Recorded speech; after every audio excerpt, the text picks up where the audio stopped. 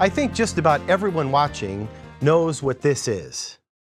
The Yellow Pages have been a familiar feature of homes and businesses for well over 100 years. Even in this age of online directories, you have probably got one of these around somewhere. We all know how to use them.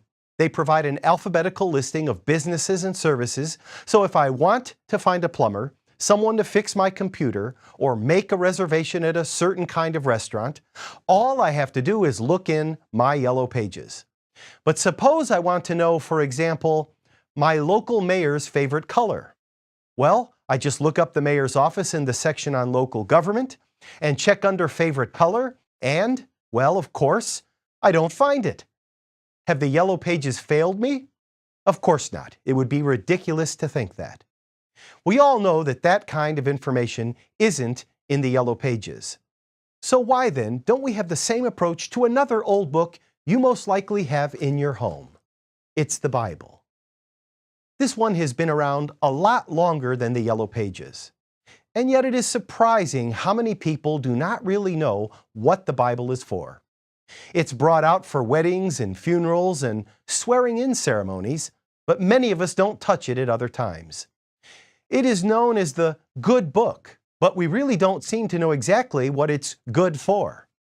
Some believers seem to think that they can find the answer to any question imaginable somewhere within its pages. They regard it as the final authority on matters of diet, what to wear, how we should spend our free time, and what hobbies to have, and so on. Some claim it gives us advanced information about major world events of our time.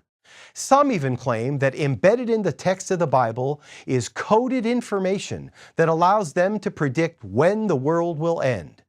And even though their end-time predictions are always wrong, it doesn't deter them. They plunge back in, searching the scriptures carefully until they come up with another secret scripture-based interpretation. The second epistle to Timothy tells us that the scriptures are able to make you wise for salvation through faith in Jesus Christ. Verse 16 says that all Scripture is God-breathed and is useful for teaching, rebuking, correcting, and training in righteousness. That then is what the Bible is for. And that is how we should use it, as a reliable guide to salvation. It teaches us about Jesus and how we can look to Him and always rely on Him. The Bible answers the really important questions of life. But we shouldn't expect it to answer every question.